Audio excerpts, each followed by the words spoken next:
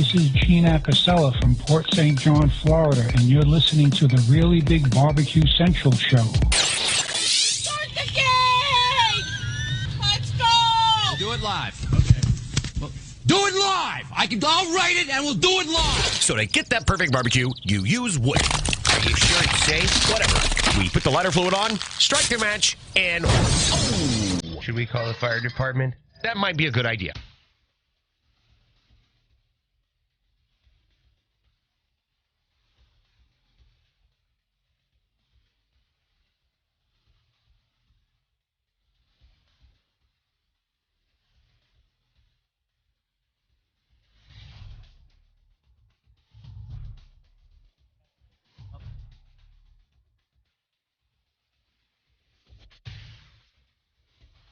Hey, good evening, and welcome to the Really Big Barbecue Central Show. This is a show that talks about all things important in the world of barbecue and grilling, originating from the Rock and Roll Hall of Fame city of Cleveland, Ohio, the social distancing and barbecue capital of the North Coast, also the American League playoff, home of the North Coast, the presidential debate, home of the North Coast. The list goes on and on. I am your program host, Greg Rempe. Happy to have you aboard here on your Tuesday night for the Live Fire Fun and Frivolity Show. If you want to jump in tonight via phone call or email, here's how you do that. You can get in touch with the show by calling 216-220-0966. Email Greg at the BBQCentralShow.com.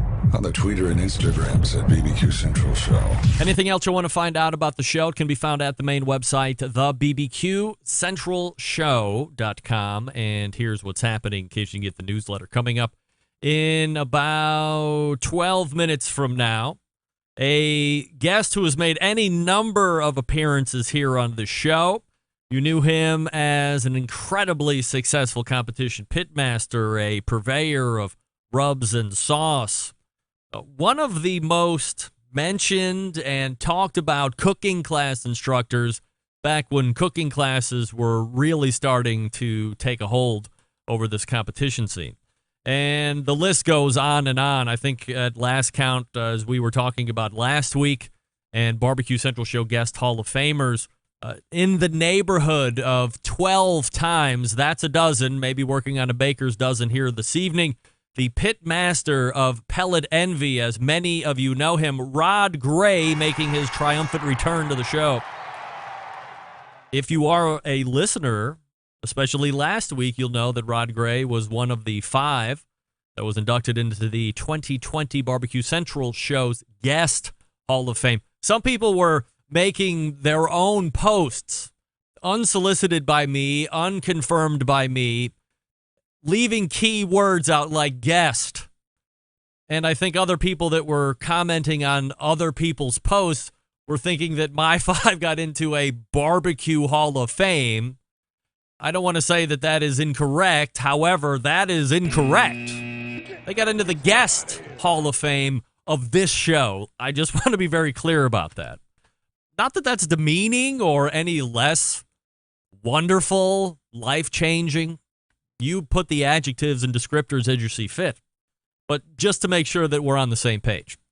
After Rod Gray, we will be joined by first-timer to the show, somebody that is a co-host of a barbecue podcast as well. His name is Lendl Scranton, and he is a co-host of the Tailgate Guys Barbecue Show. And as I listened to that show, and I listened to Lendl talk about how disenchanted he has become with the judges judging his meats at competition, and I wanted to have him on to talk about the never-ending topic of debate and or things that cause competition cooks consternation at the forefront continues to be judging. And we will hash it out with Lendl and say, hey, man, is this really a judging issue, or is your food sucking and you're looking for a way to get out of it, to make yourself look a little better? Let's own up to what we should be owning up to. That's your first hour. Then we'll move to the second hour, As I'd mentioned last week after I gave you my take on the American Barbecue Showdown on Netflix, I was also quick to tell you that my new man crush in the whole world is Rasheed Phillips, and he will be in from Phillips Barbecue Company. So we'll talk to Rasheed about his background. If you've watched the show, you know there's some Jamaican heritage going on there. But we'll also see how he got on the show and, all the behind-the-scenes stuff. I'll ask the questions that I want to ask, of course, and we'll see how that whole barbecue scene is going for him. And then closing out the show, so we're bookending the show with the 2020 Barbecue Guest Hall of Famers, Rod Gray on the first bookend, and then joining me to close the show, coming out of the bullpen, as we say, is a show favorite, Lene Oxley-Luke from Sugar's Barbecue, and we will talk to her about any number of items, not the least of which I'm sure she has developed and prepared a very robust acceptance speech for the Barbecue Guest Hall of Fame. We'll also talk about her barbecue business and how that's been going this year as well. It was about a year ago, a little over a year ago, that we had her on last when she was on the Flay vs. Simon TV show that was on the Food Network. So there's your show as it lays out. Don't forget, you can follow me socially, Instagram, Twitter, TikTok, and the Snappy Snaps at BBQ Central Show. You can also catch a live video stream on Facebook and Twitch /BBQ Central Show, depending on the platform that you like. You can also catch it on YouTube /RD Romeo Delta RD Rempe. Lots of feedback coming in on the 2020 Barbecue Central Show Guest Hall of Fame that was announced last week. Many of you loved the segments, being able to hear how the choices were made. This was the first year that we had to make the case for 4 inductees. Last year, we only had to make a case for one, which happened to be the bristly barbecue journalist, Derek Riches. And honestly, while I would love to say that it would have been great to have all 5 picked out in one shoot, there was some good old-fashioned case-making that happened last week, and I liked it a lot. It seemed like, I don't want to say it was a big sales session, but we got to hear the inner workings and mind thoughts of the embedded correspondents and people that they thought had the best chance of getting into the Guest Hall of Fame this year, and then making the case for the 3 of us that weren't making the case, deciding whether we wanted to come off of one of our choices to then affirm one of the case makers' choices. Is that convoluted? Sounds like it as I'm talking about it out loud. But it was fun. Great 2 segments. I went back, listened to it a couple different times, very entertained. If I'm entertained listening back and I lived it, that should say something. So if you missed it, go back and listen to those 2 segments. Second hour last week, it's already in the feed. If you're not subscribed, do that. Any number of emails to follow up on things that were said during those segments. For instance, Greg, why do you hate Jack Nicklaus and Kent DeSormo? A lot of you followed up that email with, I know who Jack Nicklaus is, who's Kent DeSormo, and why do you have an issue with him? I don't know if I have enough time to get into the fact on why Jack Nicklaus, the Golden Bear, is also a raging asshole of seismic and gargantuan proportions. Likewise, one of the literal smallest men on the face of the earth, and unless you're a horse racing person, which I'm guessing most of you aren't, you have no idea who Kent DeSormo is. And aside from being a raging alcoholic, he also happens to be a raging asshole as well. When I rank assholes in this earth, Jack Nicklaus is number 1 with a bullet, and it is not even close. Second, and it's a far, far back second, but second nonetheless, is that jockey Kent DeSormo, who's probably listening to the show right now well into his 3rd handle of Paramount vodka. I'm not going to get into it. Just know that those 2 take the cake for me. Also got this email a lot. Greg, did you say Johnny Trigg accosted you at the very first Kingsford Invitational? You can go back and listen to the audio and make your own deductions. There were a lot of people that had a lot of different viewpoints. Ask them. I put out their names. Here's another question that came up. I didn't anticipate this being a thing either, but through various channels, I got something along the lines of, Greg, when you were making the case for George Moats, you told Doug after he agreed to saying yes that you used a technique on him in order to hopefully get that yes answer. What was that technique, or what was that technique? Well, I'm glad some of you picked up on that. That's a bit of a sales tactic.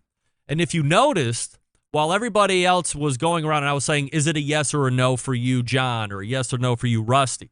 When it was my turn, after laying out the case, I went to Doug and I said, Doug, is there any reason why we wouldn't be voting George Moats in? Allowing Doug to then puke back to me some objections, which I could then return back to him, overcome, and secure my yes. What did we find out in the end? George Moats confirmed. If you want to work here, you better close. Otherwise, it's hit the bricks. Rod Gray coming up out of the break. I'll talk to you quickly about Southside Market and Barbecue, established in 1882. Southside is the oldest barbecue joint in Texas. They've been owned and operated by the same family for 3 generations, offering premium Central Texas barbecue, slow smoked over real wood, post oak wood, by the way. Shipping, distributing, manufacturing sausages for companies across the U.S. From food trucks to multi-chain restaurants, Southside Sausage can be on your menu as well. All meats are processed in the on-site USDA-inspected facility, a trusted partner with a focus on quality and authenticity. Wholesale options are available if you're interested, shipping nationwide via FedEx or food service distribution channels like Cisco, U.S. Foods, and Martin Foods. Co-packaging capable from research and development to product package completion. We can follow your recipe or help you develop something brand new from scratch. Private labeling opportunities also available. If you visit SouthsideMarket.com, as you start to load up that shopping cart and you want a quick savings, 10% off your entire order each and every time when you enter promo code BBQ Central. All one word, lowercase, BBQ CENTRAL. BBQ Central is your code, and you get to save 10% off the entire order. This time and the next time you go, if you've not had the hot guts, I recommend it. Life-changing.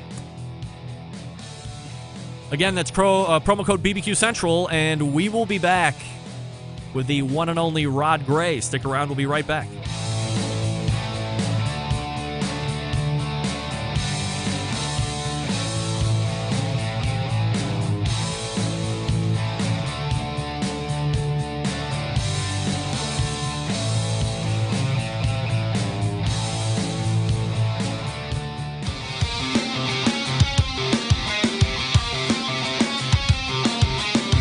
Broadcasting live from the Barbecue Central Show studios in Cleveland, Ohio. You're listening to the Barbecue Central Show. Once again, here's your host, Greg Rempe. Hey, welcome back. This portion of the show being brought to you by Butcher Barbecue, makers of award-winning injections, marinades, rubs, seasonings, barbecue sauces, grilling oils. All of Butcher Barbecue products tested on the competition circuit as well as backyards worldwide. Be the pitmaster of your neighborhood and visit butcherbbq.com to stock up right now. Always trust your butcher. Right, last week in the second hour, the embedded correspondents and I voted in the Barbecue Central Show Guest Hall of Fame class of 2020. One of those folks happens to be my first guest this evening. You might know him from his various TV appearances, his successful line of rubs and sauces, from his time on the barbecue competition circuit, winning competitions and putting on classes. This past Tuesday, he had another notch to the accomplishment belt by earning his way into the Barbecue Central Show Guest Hall of Fame. So let's go ahead and race to the hotline and welcome back friend of the show, Rod Gray. Hey, Rod, how are you, pal?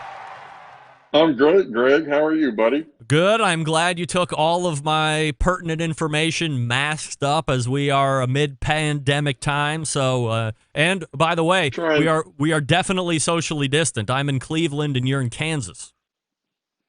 I'm in Kansas City. You're right, and Kansas City. Got my mask on so I don't spread any of my attitude to you this evening. So you have 3 masks okay? on, is what you're saying? No, just one. Just one. One's enough. All right. Well, See, it's all about blowback, Greg. It brings it back at me, and it doesn't put it out at you. that's right. That's right. Yeah. We appreciate Yeah. that. So, Rod, I'm not going to ask you where the Barbecue Central Show Guest Hall of Fame honor ranks, mostly because I don't want to have my feelings hurt. But since you are in the Guest Hall of Fame now, I would certainly like to give you as much time as you would like in order to make any statement you might see fit to make. I got to be honest with you. If you could just roll over your entire monologue again and let me just insert myself in a few places, we could do a whole freaking show right there. I mean, Oh, yeah? so much was said there that I would like to get involved in, but I didn't prepare any remarks. Unlike your later guest Hall of Famer, who you said probably created something robust. I'm guessing. I don't know for sure, but I would like to think people take time out to draw out dissertation type experiences. I haven't seen Lene probably since we shot the show in 2013. She was robust then, and she's probably still robust, I'm guessing. I don't, not nearly as robust as I am, but. All right. So let me ask you this question. Aside from the other 2020 Barbecue Central Show Guest Hall of Fame members that we put into the hall last week, do you know any other names that were like in the inaugural class of 2018 or the class of 5 of 2019 by chance? Well, I did. I'll be honest with you. I did go research it, and Really? it really looked like you shot your wad in 2018. To be honest, you think you put everybody in their dog in, and then Yes. backfilled with Derek Riches in 19. Yeah. I don't know if I would put it like that. See, here's the thing. Much unlike the Barbecue Hall of Fame, I mean, whatever that means to anybody, but the one that's put on by the American Royal, who missed a fabulous opportunity right up front after they bought it from that pathetic online institution that it had, just lingered in perhaps below mediocrity for years and years. They missed a huge opportunity of ushering in a large number up front so you could then you disagree?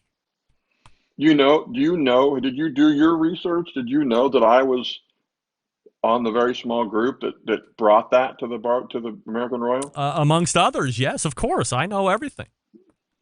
Mm-hmm. There were only really 2 of us, but I will tell you the original idea was Sterling Balls, and he put that idea in my ear, and then another guy, Dean Crow, who's not a barbecuer, and I brought it to the committee, and then we approached Mike about it, and they didn't pay anything for it, Greg. Mike graciously passed it off to us.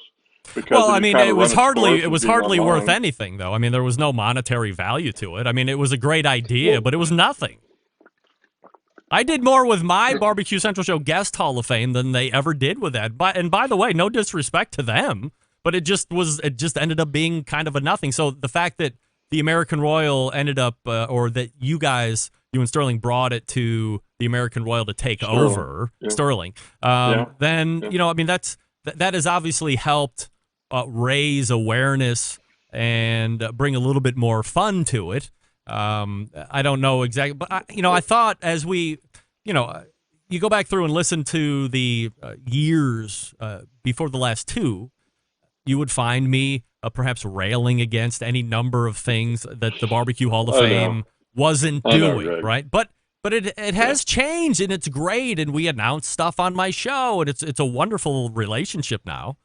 But I thought that there was a miss right up front where you could have put a bunch of people in and done away with a lot of other questioning and others, and just included a bunch of people that might not ever get in. Okay, so you wanted to put a bunch of people who normally wouldn't ever get in. Yeah, but what I'm talking about is, for instance, I mean, let's be honest. There are probably any number, if you go back into the very early days, the slave days. No surprise to you, Rod, but there weren't a lot of great records kept by some pitmasters that probably deserve to be in the Barbecue Hall of Fame, right? So if we can find them, I can see that. I'm not just saying let's just go back and throw everybody in, but I think that you could have done a bigger base up front and then had an easier time as we go forward in the 3 or the 5 or whatever it would be. Well, let's just say we didn't have the budget for a big class. I mean, not everybody can have a slab of my ribs in bronze, Yes. Greg. Well, a lot of money was probably spent up front on having Guy Fieri come in and be the faceplate. I mean, let's be honest, Rod. Oh, no. Should we get No, him no, out no of the money. Barbecue Hall of Fame? Absolutely not. Absolutely not. And you have to be kidding me. I am not kidding you. I'm not course. kidding you. See, it's not worth you and I hashing over tonight because we only have a limited amount of time, but there were reasons. And honestly, what better than have him come back the next year and be the MC of the whole event? I mean, it was a great year. Sure. It was great to put Johnny in, and it was great to put him in, and then to come back next year and he wants to MC the whole event. What a great way to do that. But why not just agree on some reduced appearance fee instead of putting him into the Barbecue Hall of Fame? No, what I'm saying, there's no fee. But I'm saying in right. Yeah. in lieu You're of saying the instead of putting him in, yes, we'll just pay you to because come it pulls and at the MC very fabric of the Barbecue Hall of Fame. He's done nothing to get into the Barbecue Hall of Fame. But see, and I'm going to leave this here, but when we started this, we had 3 categories, and one category was a face. And we tried, and it didn't honestly go over all that well. But I stand behind our decision to put Guy in. I do. Barbecue is food, and he does a lot for food. It's still paying off that he's in the Barbecue Hall of Fame. I'm sorry you didn't get in, Greg. I'm sorry. That has nothing to do with it. I could care less. I could care less. Seems like you got a cob up your ass about not getting in. And I get it. You got to be kidding me. All right, so enough of the shenanigans, Rod. I pulled up your last appearance here on this show, and believe it or not, it has been 4 years since you were on the show. And was that the sponsorship segment we did? That was the sponsorship segment, which, by the way, still happens to be a very popularly downloaded portion, and also one that, as I just talked to folks at random, they will reference the sponsorship segment. So, but I mean, your segments have always been one of the more popular ones. Anyway, you took part in a lot of roundtables as well, where you were very free in sharing of all your information. So, the long way to get to what's Rod been up to? Absolutely nothing. I've been hiding out here in my house, waiting for COVID-19 to be over, and doing projects around the house and in the yard. I haven't cooked anything, only in the house, not barbecue. And honestly, it's the grossest, boring thing to tell you what I've been doing lately. That's about it. But what about over the last 4 years? I mean, not just, everybody years kind of sucked, right? But I mean, for 4 years, you haven't been hiding out. No, I cooked pretty good until May of 19. And I was diagnosed with prostate cancer then. Nobody knows it. I'm announcing it on your show. Really? Oh, and we did radiation into the fall. And then it took me some time to recover from that. And then before this season could get started, COVID-19 hit. So just laying low. The closer, Sherry's working from home. I'm actually in her office. I duped you. I've got a completely different setup than the one that you and I practiced on earlier. Yes, he does do stuff behind the scenes, folks. So I'm sitting in her office because there's some carpet on the floor, and I'm using her earbuds so that we've got a little better audio, and I'm trying to make a go of this. Well, I mean, it sounds great, and the background is exceptional. There's no wall smack, which I certainly appreciate from an audio standpoint. So you just said you just announced here on this show that you were diagnosed with prostate cancer. So, I mean, prognosis-wise, where are we at? I mean, they get everything, and it's, now gutting through this whole making sure we've gotten all of it out and the accompanying processes? It's funny, Greg. I don't feel like I ever had cancer, really, but I was definitely diagnosed with it. Actually, I was diagnosed with it in March of 18, and then a year later they did some testing to see. You just disappeared. No, that's all right. Don't worry about it. You just keep going. Sorry. And then we did a 1-year checkup, and they were like, no, we thought we could just watch this for a while, but it's time to do something. So we picked radiation mostly because of my size. And so I started radiation in July of 19, and it went till September 23rd of 19. So it's been exactly 1 year.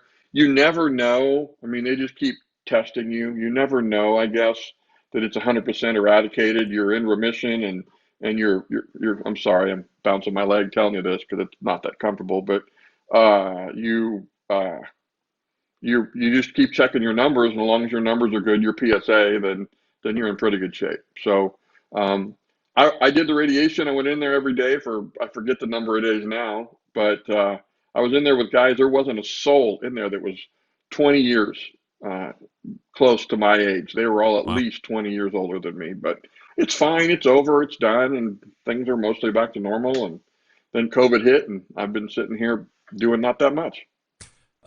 You had quite a scare with Sherry and her own issue there a number of years ago, and 12 and 13, yeah, absolutely. So we had talked about that on the show, and things that you were feeling at that point affecting you.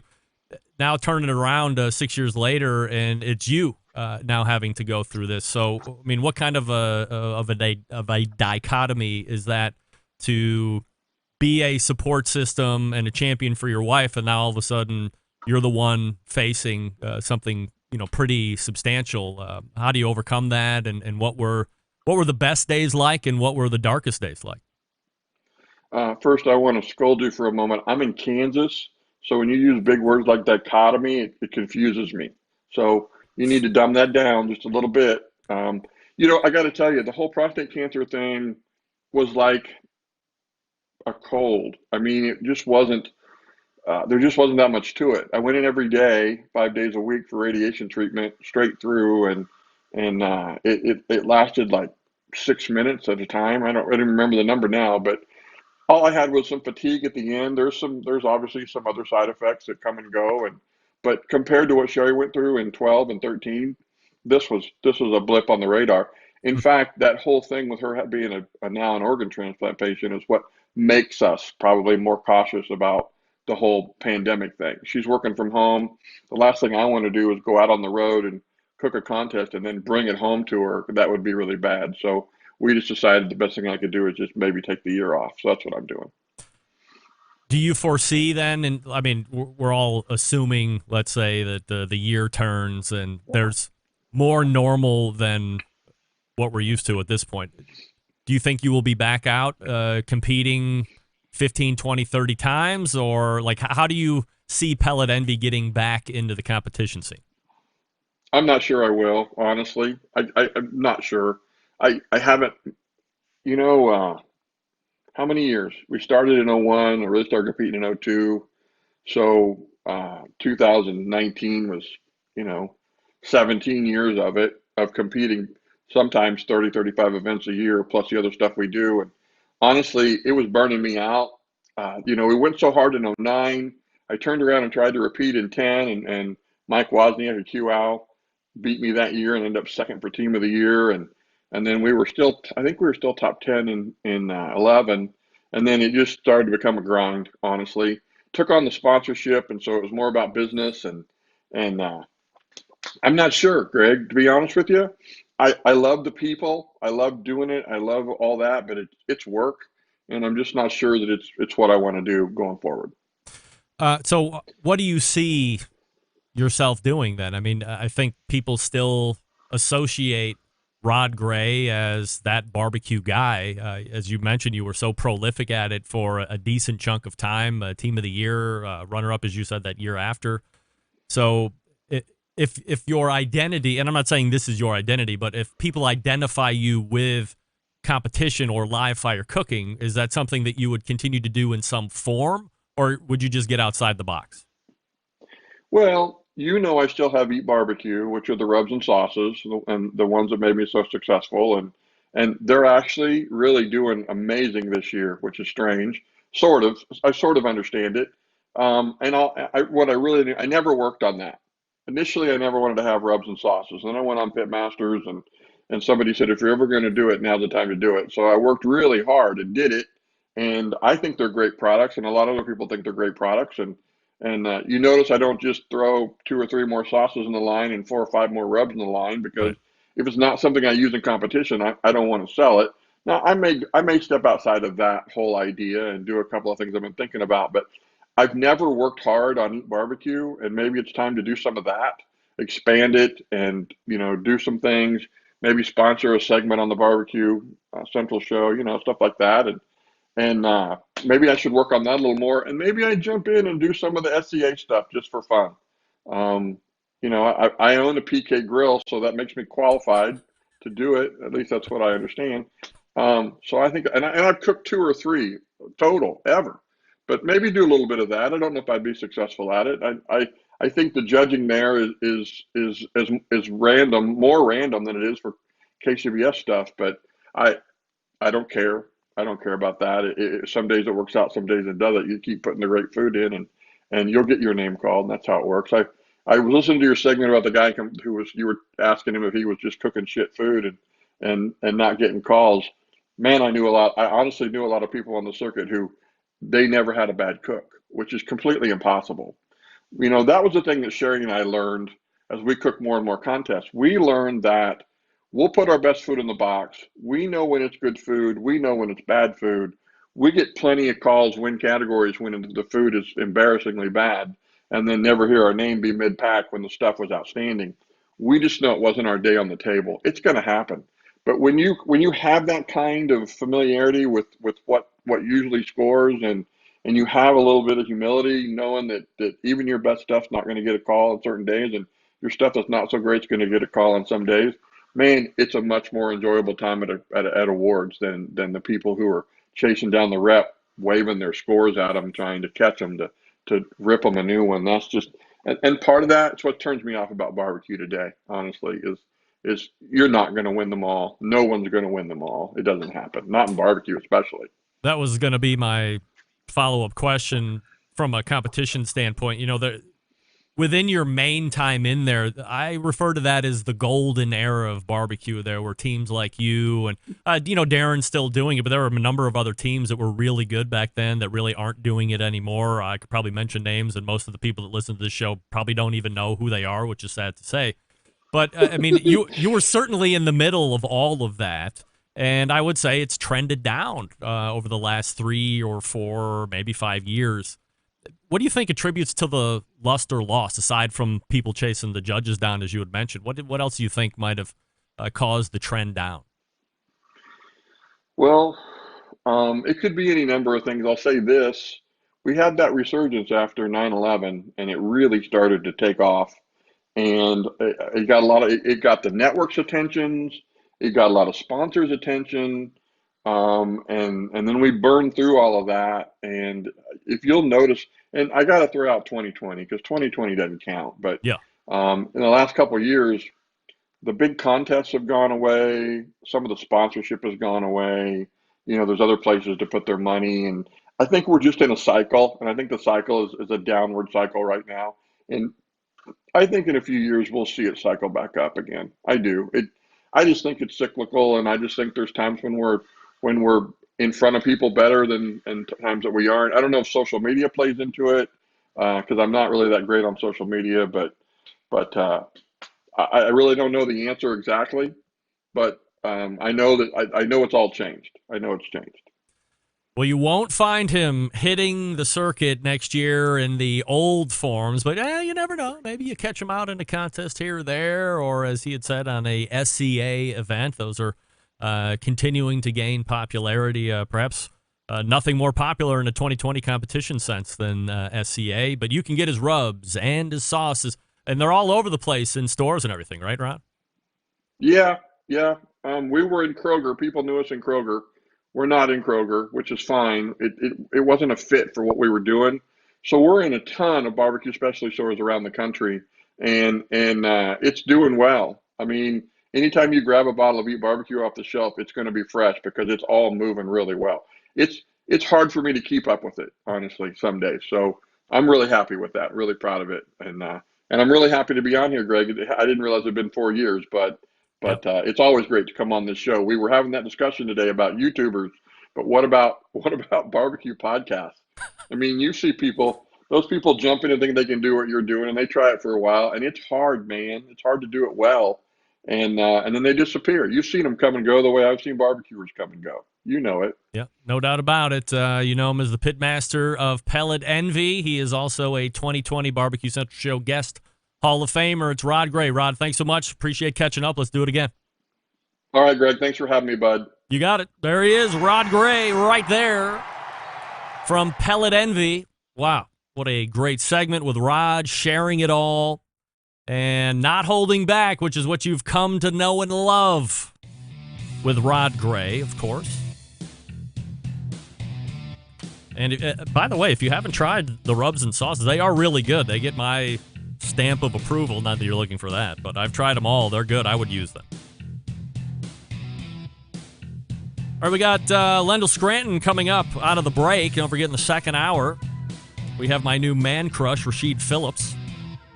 He's coming up at 10:14. I'll talk to you quickly about Green Mountain Grills.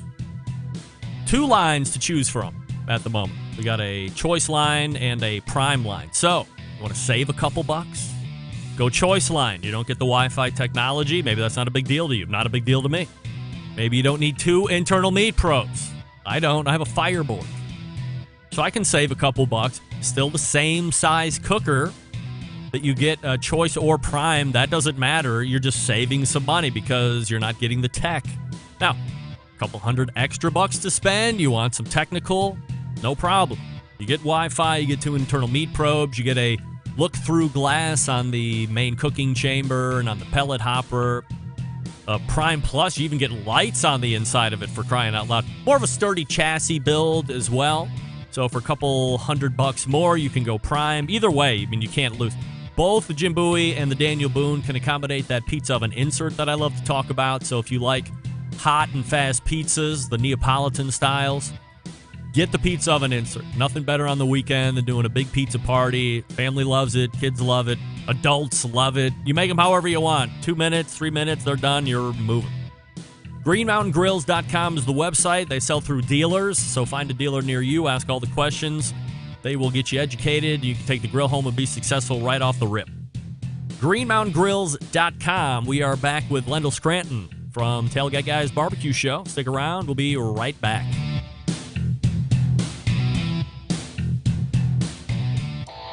Howard Stern, Jim Rome, Dan Patrick, and Greg Rempe. The Mountain Rushmore of talk show entertainment.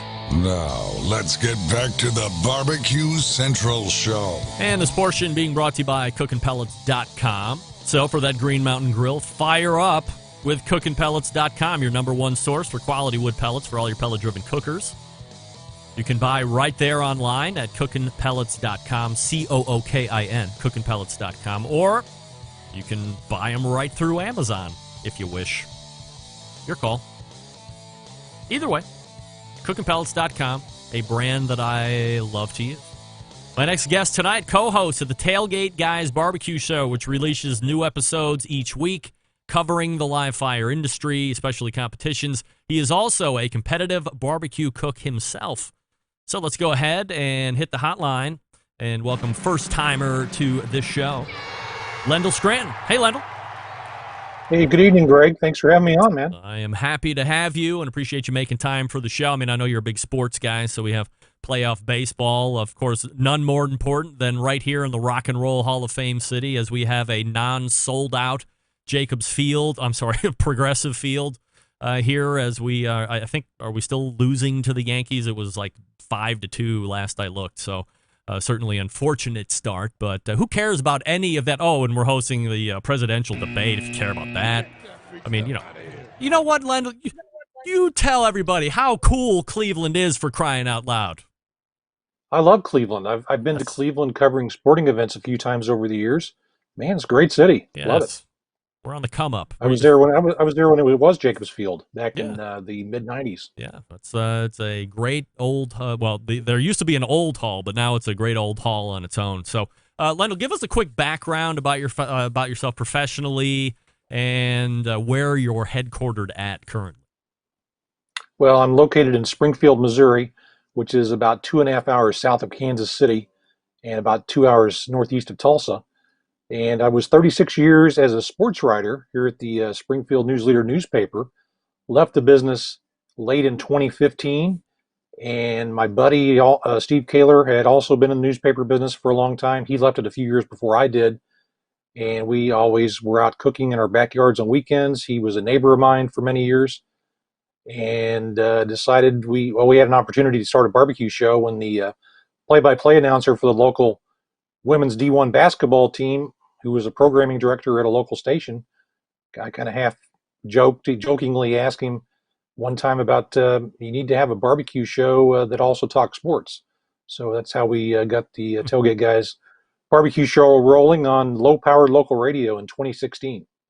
And then you've since progressed into just doing the podcast. Did you see that there were more legs on a podcast versus keeping it on low-powered terrestrial radio? Yeah, exactly. We were on local radio 3 years, and I probably 1 year too many, and decided that we'd done all we could do, and I thought we had some really good guests, but nobody was hearing them. So decided to take it to podcast at the beginning of 2019, and I think that was a wise move, and it's grown the show a bunch. What's the best part of the show for you guys? Well, to me, just having great guests and trying to pick their brains and learn some things, not only for myself, but try to involve the backyard cook as well. I always try to get these guys to give a tip or two along the way, along the course of an interview, to help the guy in his backyard make better barbecue.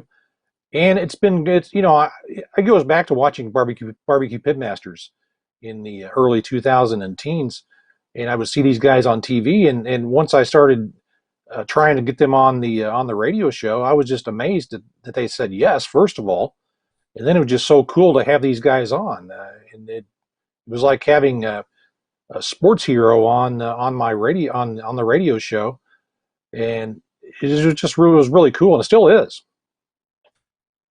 We're being joined by Lendl Scranton, co-host of the Tailgate Guys Barbecue Show. TailgateGuysBBQ.com is the website. If you want to go ahead and check that out, you can subscribe to the podcast as well. What's been the most difficult part of doing the show? Obviously, this year is a different beast on its own, but prior to COVID-19 and having to do shows separate from each other, what was the most difficult thing that you had found doing it there for the first year or so? Well, just the prep work that it took was when you're working another job, a real job, you're trying to line up guests and do research, and I really want to go into a show prepared. I'm not just going to have a guy on and just wing it. I want to really be prepared for just to try to have a good interview. And sometimes in this business, I've been able to line up guests 4 weeks in advance. Sometimes I've gone down until the night before trying to find somebody. So it kind of goes in cycles. Right now we're in good shape for the next couple of weeks, but there have been times that I don't know who I'm going to have on next week, and that's a worry at times. But we always seem to pull it out. Linda, let's discuss competition specifically for a bit, especially the contests you have been doing recently. As I follow you on social, as I listen to the Tailgate Guys show, as I'm getting in my morning runs, you seem to be not so happy. Well, you seem to be pretty happy with your turn-ins, but the judges don't seem to share the same excitement as they start putting pen to paper in the form of scoring. So is there anything that you can point to as to why those feelings aren't more mutual? Well, first off, I've cooked my share of terrible barbecue this year. I want to make it clear that I don't deserve top tens on everything I turn in. For instance, and this judging thing goes both ways. Earlier this year, I cooked ribs at a contest, and it was just a horrible cook. I let my fire get away from me. The meat side of the ribs were basically incinerated. They were black. So I flipped the ribs over and in the turn-in box, and we turned them in upside down, bone side up ribs in a turn-in box. And I asked Chris Schaefer from Heavy Smoke after turn-ins, I said, man, have you ever had that happen with ribs where you turn them in bone side up? And he just laughed at me. He said, no, never had that happen. I said, well, I'm just trying to avoid being DAL in this contest. So there was no chance if I turned them in meat side up. And there was a judge that gave me an 8.99, wow, which is almost a perfect score on ribs for that turn-in. So, I mean, that judge should have been investigated for terrible scoring, for giving me a good score that day. I've had any number of interviews over the course of the show with other cooks that say that there's an old saying amongst competition cooks. Food is rarely as bad as the judges say, rarely as good as the cook thinks it is. Agree or disagree? Yeah, I think that's very accurate. I think the maddening part is this year in particular, when you see the inconsistencies, where a couple of judges are giving you all nines, and then a couple of judges are giving you middle of the road, and then two judges are giving you sixes and sevens. So I don't know if it's good or if it's not good. If they were all giving me sixes and sevens, then at least I would know that I really had a problem and needed to fix it. Now, I've talked to a lot of the top cooks. Chris Schaefer, a neighbor at a recent cook, Brad Leiniger. I had him on this week's new edition of the show, and those guys have kind of talked me off the ledge a little bit. And as I've asked them, I said, "What's the deal? With judging this year?" And they say, "Hey, man, we're undergoing the same thing. I mean, it's frustrating for us too. The difference is they're cooking 25 times a year, and they can bounce back next week. And I cook 5 times a year, so this is my only shot." But Brad had great advice. He said, "Man, you got to treat 2020 as a throwout." He said, "It's weird this year. Judges are you're not getting all certified judges for a lot of contests, and also some of these judges are only judging 1 or 2 contests this year." And he said it's just they're out of rhythm too, just like a cook that doesn't cook often. If the judge doesn't judge often enough, he loses his rhythm of judging. Judging has always been an ongoing topic within KCBS, probably other sanctioning bodies as well, but I've followed closely KCBS over the last 10, 12 years. And for as long as I have been doing the show, that has been a continuing topic. Is it just a convenient item to rehash and the cook should take a closer look at their process? Or do you think that at some point there is really a legitimate judging issue that somehow needs to be resolved? Well, I think there's an issue that needs to be looked at as far as what is the starting point. I mean, guys who were certified 20 years ago may be starting at a 9 and judging downward from there. Some guys who may have been recently certified, perhaps they're starting at a 7 and adjusting off of that. There's no unification as far as I can tell.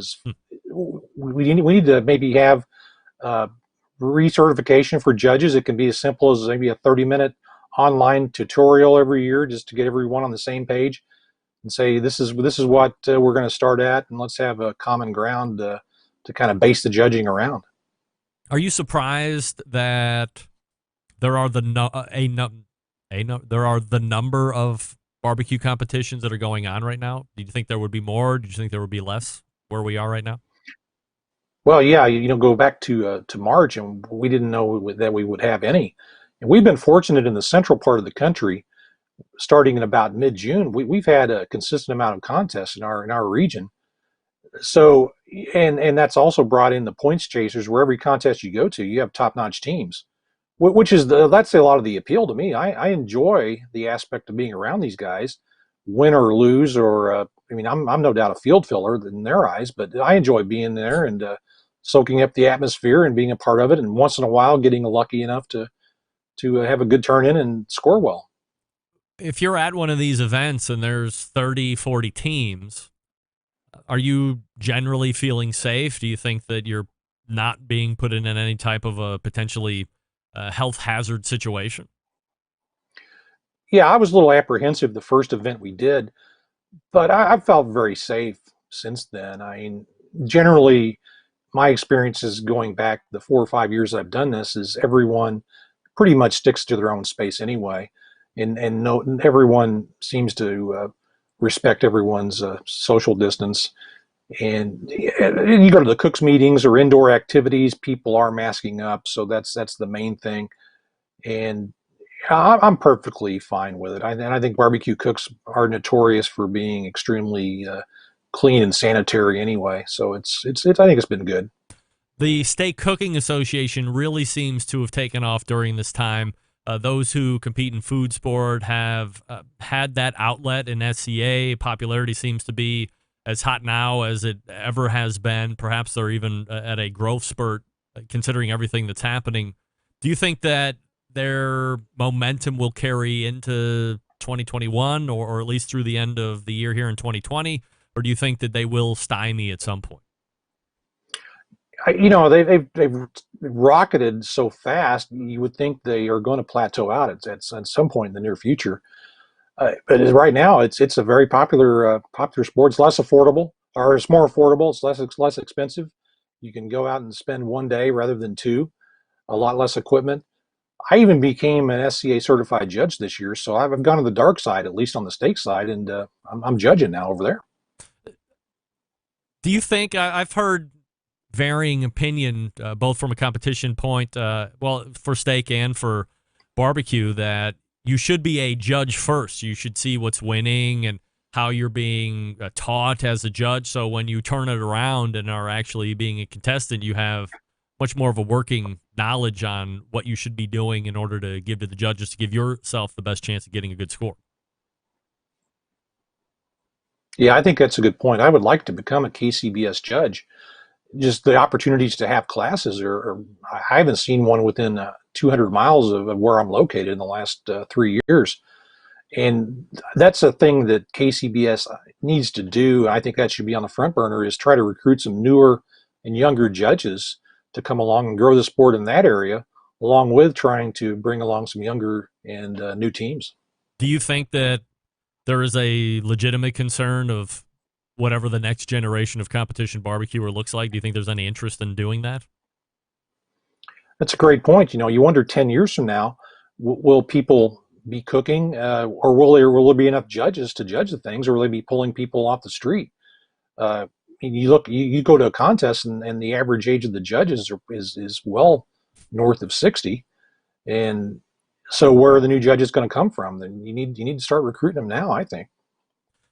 Lendl Scranton can be found putting out new episodes of his Tailgate Barbecue Guys show once a week. You release on Thursdays, Lendl? We do Tuesday evenings. That's right. Tuesday evenings normally, and new episode out this week with Brad Leiniger of Getting Basted, fresh off a victory in Savannah, Tennessee, and Mark Lambert, who has an interesting SCA steak contest coming up where the ancillary category is whole hog. Is he expecting any more than 3 people to do whole hog? That's a pretty expensive ancillary, right? It's a $600 entry, but they supply the hogs. They're going to treat it like an SCA contest. They supply the meat, and you draw for order of selection, 130-pound hogs on average, and a pretty good prize fund. So he's already had 7 or 8 entries, and he's hoping for 20 to 30. Would you do that? I have talk about embarrassing myself for cooking bad barbecue. I'm sure I could literally butcher a hog. I mean that in the literal sense of hacking it up and then probably cooking it to incineration. Are you watching any of the barbecue television on Netflix? No, I haven't been able to watch that series. I've heard mixed reviews on this. Is it the Great American Barbecue Showdown? The name Showdown, yeah, the name escapes me. Sounds like some people enjoy it, some people don't. I'm not really a huge fan of the. There have been so many shows that have tried to follow Pitmasters. It seems like no one's been able to pull that off.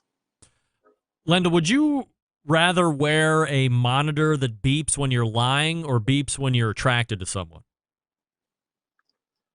Probably when I'm lying. Really? Wow. I would never want that, because then everybody would know I was lying.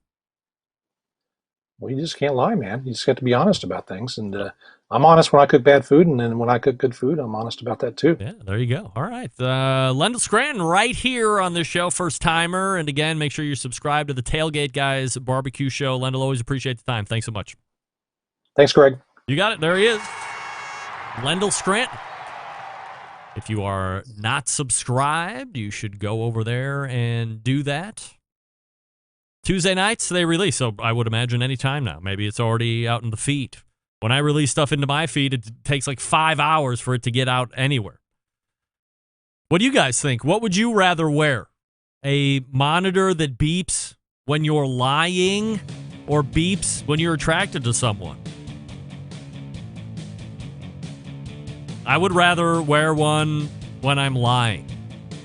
I agree with that, now that I think about it. Otherwise, it's weird. Why are you beeping? I'm attracted to you. I don't want any part of that. All right, we're going to go ahead and wrap the first hour.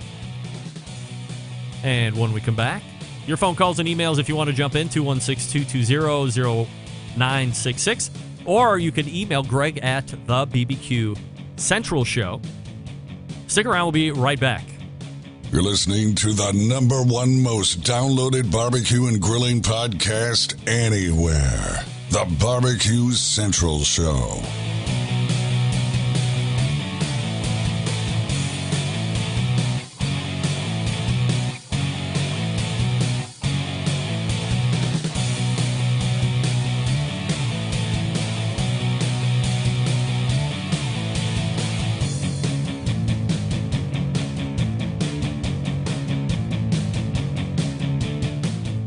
Continuing to produce incredibly mediocre content in an exceptionally professional way. You're listening and watching the Barbecue Central Show. Once again, here's your host, Greg Rempe. All right, welcome back. This portion of the show being brought to you by Fireboard. Monitor up to 6 different temperatures simultaneously. Connect to Wi-Fi for cloud-based monitoring or connect via Bluetooth. If you have Alexa or the Google Assistant, you're in luck because Fireboard is fully integrated with both. You can find out more by visiting fireboard.com or call 816-945-2232. Fireboard 2 and Fireboard 2 Drive. Come on, it's so fun. I have to imagine ratings are in the tank here this evening. There's so many things working against me. Playoff baseball, presidential debates. Although, in the many decades that I have been doing this show, we've run through presidential debate time of year, through elections even. Super Tuesday is something that people vote on Tuesdays. We will do a show then. You vote during the day, come back at the end of the day, and we'll have a show. It's fun. Thanks again to Lendl Scranton for joining me last segment. Honestly, talking about his turn-ins.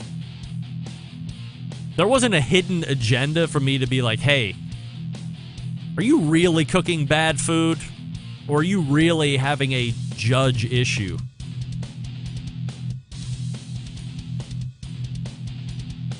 As Rod Gray said, there's been plenty of competition cooks that have never, ever had a bad cook in their life, and they're shaking those cards. Hey, mister, you come back. I got a bone to pick with you. Can we get these scores audited post-haste? Don't be that guy. Or gal. Lady. Also, thanks to Rod Gray from Pellet Envy. If you have not tried his rubs and sauces, you want to try those, of course. And they're both of the rubs are really good. Both the sauces are really good. A little bit different in flavor profile, obviously. You don't want to make, 4 of the same. Blue shirt equals green screen. Guess what? No green screen. Still. Just a lush landscape of Manhattan behind me.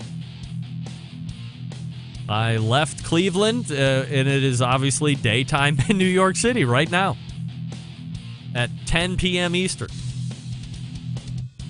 That's right. It's the city that never sleeps. How do you think it got the nickname? All right, we're going to be heading to the second hour here, so refresh your libations, check your baseball scores, get down on some of those prop bets for the presidential debates, and once you get your fill with that here over the next minute or so, then you can come back and take in the second hour of the show, where you will find visits from Rasheed Phillips. You'll also find a visit from Lene Oxley-Loop, closing out the show, who is also a Barbecue Central Show guest Hall of Famer.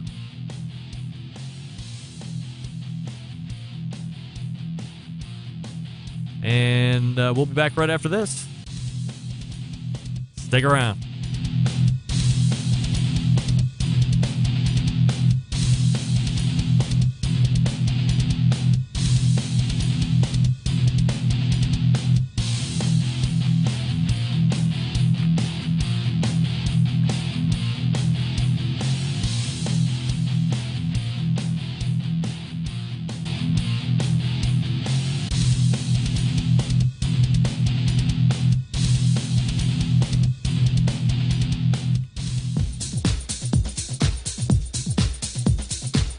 happy to have you aboard here for the Really Big Barbecue Show. Boing. We cook because we have to, and we grill because we want to. Hit me. Fine, how's it going? You have a great show. I'm a big fan. Boing. So what seems to be the problem here? This man looks like he's dead, and he's in the crackle. Charbono! It's all about the charbono, dude! Succulent fish. What? He ate 2 feet for wiener. But listen, Lavernius, shut your face. I'm shaking like a dog shit peach seed. We have top men working on it right now. Top men. And just like that, we are into the second hour. Welcome aboard. It's the Barbecue Central Show, the live fire fun and frivolity show. Doing it live right here on Tuesdays, recording at the same time. So somehow you've not found yourself able to take in the show this evening between 9 and 11 p.m., you're in luck. I will release podcast versions of this show. Hour number 1 is released in about an hour and 55 minutes from now. Probably won't hit your respective feeds until early a.m. Hour number 2 is released on Thursday for your listening pleasure. And I will be talking to you about Friday in just a few moments. As I had mentioned earlier, still to come on this show, Rasheed Phillips next, Lene Oxley Loop closing the show. You can also follow me socially if you're into that type of thing. At BBQ Central Show, Instagram, Twitter, TikTok, and Snapchat /BBQ Central Show on Facebook and Twitch. /RD Rempe on YouTube if you would like it there. Streaming to all of those different platforms if you would like to keep up with any or all of them or none of them. Remember, on the main website, show website, there's a new or a revised version of the audio-only button. So if you click that, it will launch a player either on your phone or through your desktop, laptop, tablet, and you can listen just to the audio. You don't need to see any of this. You can just hear it, which is originally how the show was brought about, audio only. It was called the Barbecue Central Radio Show. It was never on radio, so I have no idea why I said radio show, but I named it that. Originally, I've dropped radio long ago. It's just the Barbecue Central Show now. So if you don't want to watch it, you just want to listen to it, because that's how I would prefer to do it, you can just go hit the audio-only link button there at the top, and away you go. Coming up on the best moments of the Barbecue Central Show in 10 minutes or less this Friday, episode 144 makes an appearance, taking you back to October 4th, 2011. I don't know if you recall a fella by the name of Joe Beeland of Tippecanoe Barbecue. Back in that time, few were better than Joe, especially at that point. Joe had an incredible run where I think he might have won 5 or 6 contests in a row. A couple of them were majors. He was really good. His team was really good. He was also part of that, what I termed the Iowa barbecue competition hotbed back then. You had Mo Cason from, at that point, Ponderosa Barbecue, who is now just Mo Cason Barbecue. Justin McGlawn, Lucky's Q. You had Scott from Pigskin Barbecue, Scott Nelson. You had the Grills Gone Wild, Iowa. Of course, Iowa Smoky D's is in there. An incredible run of hugely successful teams in Iowa back then. I had all of those people on in that 3 or 4 year span. And I'm like, one of my lead questions was always, what's in the water in Iowa where the best competition barbecuers are coming out of Iowa? Not traditionally a place where you would think some of the best barbecuers would be coming out of. Certainly Darren has proven himself to be, but over the years, Lucky's Q has been right in there. Pigskin, I don't think really competes anymore. Grills Gone Wild has dialed it back quite a bit. Mo's a huge star, but I don't think he competes too often. But back in the day, Iowa had it going on. So make sure you go back if you're not familiar and get familiar with Joe. And make sure you grab this episode and listen and talk to us or listen to us talk about the American Royal. Joe was always a great guest. So, I want to say what's up to Joe. Where you been? Hope you're doing well. By the way, within the full show is also a conversation by one Myron Mixon in hour number 2. So if you're a fan of Myron, you will want to use the full show link that is also provided in the show notes each and every Friday. You can listen to the best of portion, but then there's a link to the full show when it actually took place all the way back in, for instance, October 4th, 2011. So you can listen to Joe Beeland in the first hour, and then you can go right into the second hour and listen to a chat with Myron Mixon. Also, let me remind you that if there's a segment or a guest that you have a special feeling towards, email John a request. He'll do his best to get that on for you. JON at thebbqcentralshow.com. Also, make sure you subscribe to the podcast because that's the only way you can get the best of show. If you're into competitions and TV, the final table Indy for World Food Championships is getting ready to air October 3rd. That's this Friday. Is it? I don't know, but whatever. I think it is, by the way. But October 3rd, the final table Indy for World Food Championships airs. So if you want to watch that, make sure, I'm not exactly sure where it's going to be at, but go to the World Food Championships thing. And as much as I didn't want to have to say I had an update for this, I do have a cat piss update. Get that big stuff out of here. I don't know where it went wrong. I don't know how it went wrong. We have 57 cat pheromone diffusers placed around the greater estate of the Rempe Manor, emanating security. I guess that's what the package says. All over the place.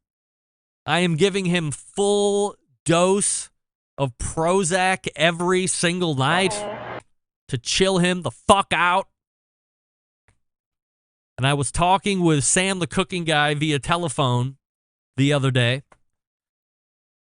Just chatting it up about him doing a 200-egg omelet or about how we love the fact that we both own the same watch now, all this great stuff that you're jealous about. And I just happened to get up. I don't even know why the hell I got up out of my desk.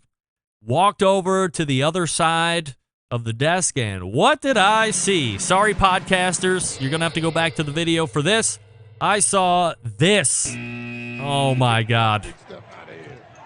No, that's not a pulled back picture of Lake Erie. That is not the north coast of which I refer to. I mean, it's the north coast of the Great Lake cat piss. But we were well into week 3. Well into week 3 of no cat pissing. And while it's like the cat knew I was on the phone with Sam and was going to show me who the boss was. And did that. That is substantial. Just to point out, by the way, you can see it trailing down towards the cords and, it's seeping all the way through there. Here's another shot. Discolored. The darker, more black portion is the cat piss. And I didn't take a great picture, but towards the back left there, that's the back of my tower. The Tower of Power 3. It is less than a 1/18 of an inch away from making contact with the Tower of Power 3. If we would have made contact, that being cat piss to computer, I don't know what would have happened. There's a very good chance that we might not have had Snickers anymore. And I don't know if that's a good or a bad thing. And I don't want to get rid of the cat. I don't care if we get rid of the cat. A lot of people say, you like the cat a lot. That cat's pissing all over your house, and you don't get rid of it. And I will maintain till my very dying day, and I'm hoping that the cats pass before me, I couldn't be more indifferent about those cats. And what I mean by that is this. If I went to bed tonight and the cats were still here tomorrow, and I know they're all going to be here, that's fine. If by chance all of the cats were summarily gone tomorrow, that also would be fine with me. It wouldn't affect me. I wouldn't care. I don't care if they're here. I don't care if they're gone. I am indifferent on the cats. What I'm not indifferent about is that. That is different. That's a big lot of cat piss right there. That is not the cat, by the way, that's pissing all over the place. Get him out. It's a maniac. That cat's a maniac. But lest anybody be fooled, totally indifferent. This is bad. This is indifferent. All right, Rasheed Phillips is coming up out of the break. I'll talk to you quickly about Pits and Spits. Since 1983, Pits and Spits has been handcrafting smokers and grills in Houston, Texas. In that time, Pits and Spits established itself as one of the premier brands in high quality offset smokers, more recently pellet cookers. Pits and Spits sells itself apart by using heavy 7 and 10 gauge steel in every cooker, fully welded construction that you can feel when you use the unit, 304 stainless roll top lids and front shelves on every cooker. Does it matter? Hell yes. By using higher quality materials, Pits and Spits smokers reach and maintain temperature, allowing you to worry more about the meat than the heat. By providing a fully welded smoker, you don't have to worry about grease or smoke leaking out of the barrel. You don't have to worry about that thing rattling apart as you drag it through the backyard.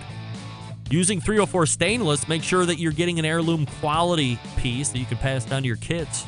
Now, while some companies focus on being low cost, Pits and Spits focuses on craftsmanship and using high quality materials.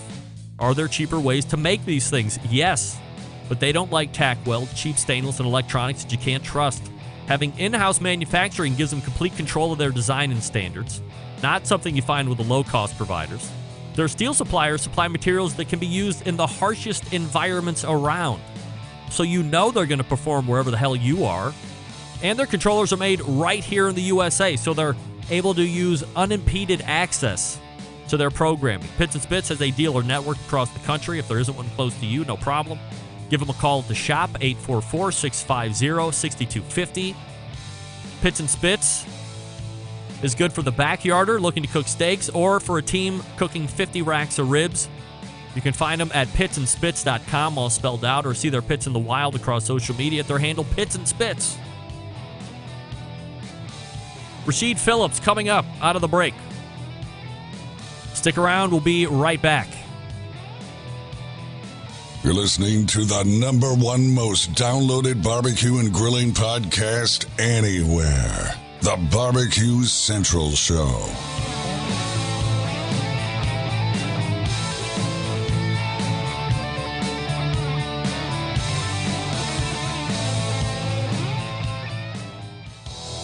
Monthly visits from a killer hog, a cooking guy, a man named Meathead, the author of Barbecue Bible, a grill girl, a bristly barbecue journalist, and the malfeasance of the barbecue world known as the embedded correspondents. Only found right here on the Barbecue Central Show. And this portion of the show being brought to you by Pit Barrel Cooker, the most unbelievable outdoor cooking device on the planet. Currently available in 2 sizes with a host of accessories, the third one coming later, the PBX. Whether you're a beginner or professional, you definitely want to add the cooker to the arsenal. Visit pitbarrelcooker.com and tell them the Barbecue Central Show sent you. And by the way, if I may make one suggestion, if you buy a normal Pit Barrel or a Pit Barrel Junior like I had and used over the weekend, bone out the $30 and get the ash pan. Don't be an animal, a savage.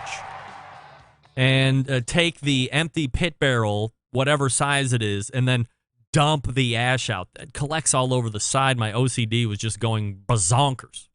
And I texted the owner of Pit Barrel and I said, look, I'm not telling you how to run your business, but let me tell you how to run your business, Noah. Chalk up the cost of those ash pans in the cost out the door and just include them with every single cooker and be done with it. Who's not using an ash pan with their Pit Barrel cooker? Oh, my God. It just boggles my mind. So I bought one. I went right on the website and boned out my $30 for my Pit Barrel Junior ash pan, and it's right on the way with me. Not free. I paid. My first guest in the second hour made it all the way to the finals right there on Season 1 of the American Barbecue Showdown, which you can currently watch on Netflix. Here to talk about the experience, his background, and Phillips Barbecue Company. We welcome a first-timer to the show, Rasheed Phillips. Hey, Rasheed. Hey, how's it going, brother? Hey, man, I am doing absolutely fabulous. Appreciate you making time for the show here tonight, Rasheed. And for the folks who haven't watched the show yet, for those 3 or 4 people that are still existing out there, can you give us a quick background on you and how you get into the live fire scene? All right, yeah. For those who haven't seen the show, I am a relatively new pitmaster. Use that term very loosely. And before all of this, my background was actually IT. I was in IT for 10 years doing security, and sort of tripped, fell, and landed into the barbecue world and studied the craft, like literally studied the craft. I'm talking like books on thermodynamics, Julia Child's cooking recipes, knife handling techniques. I was lucky years ago on Twitter. I messaged Anthony Bourdain, like I tweeted him and I said, what's a good tip? And I don't know if it was him who responded or someone on his team, but he said, grab a bag of potatoes and practice your knife skills. So that's what I did. And now you're a knife-wielding potato guy, right?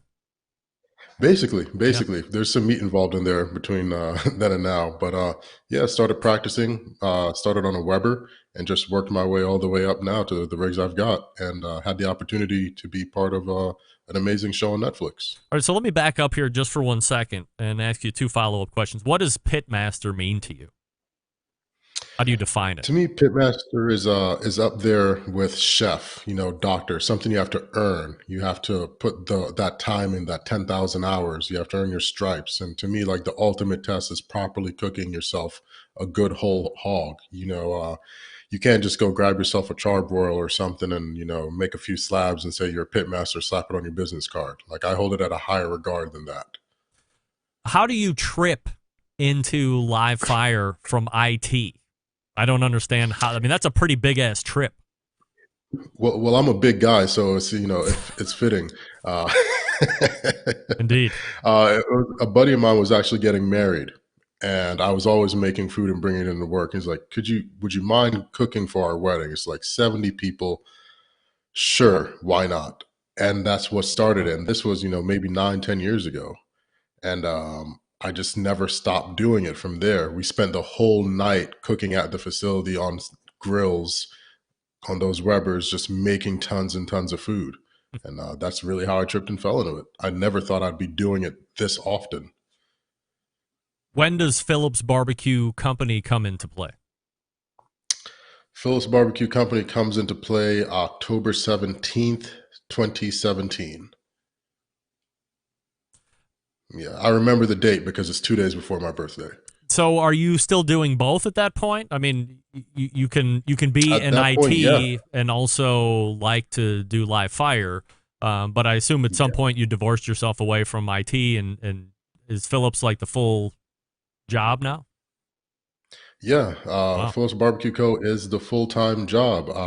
When I started it, I was doing maybe 1 or 2 events a week on the weekends, filling in little orders whenever I could, just really trying to see if there's a market. Will people like my food?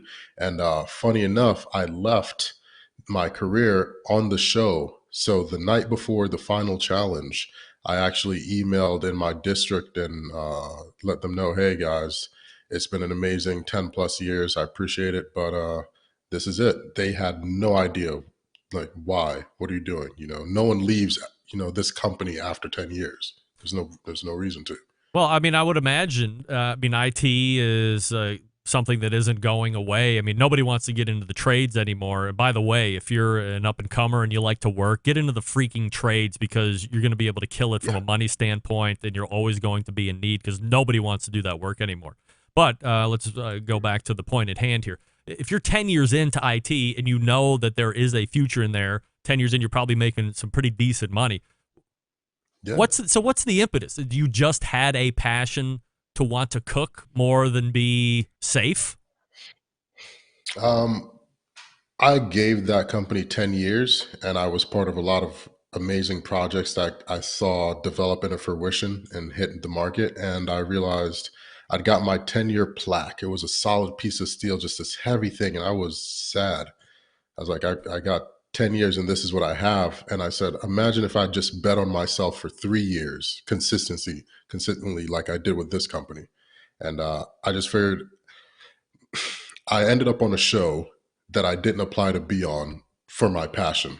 Like, what are the chances of that? When they say you're asking for a sign, that's a pretty big sign. Yeah, so I was going to ask you from a show standpoint, how does that whole opportunity avail itself to you? It went down in the DMs, honestly. They reached out via social media, and I thought it was a joke.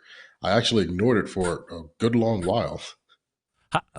So how do you vet it out? I mean, like sliding into DM seems potentially not so professional unless it's coming from like Ted Sarandos himself, who's probably got a blue check mark, and he's not reaching out to anybody last time I checked, especially on live fire shows at this point.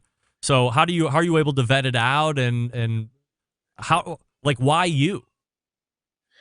Honestly, I still don't know the why you part. That part I don't know, but the vetting out part, it's they kept messaging and I was ignoring it. I thought it was one of those spam bot type of things.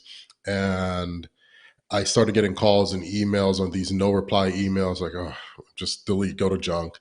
And I finally answered the phone one day for the phone call, and it was the casting agency. And they explained to me what they were doing, that they'd been trying to reach me. I told them I thought it was a joke.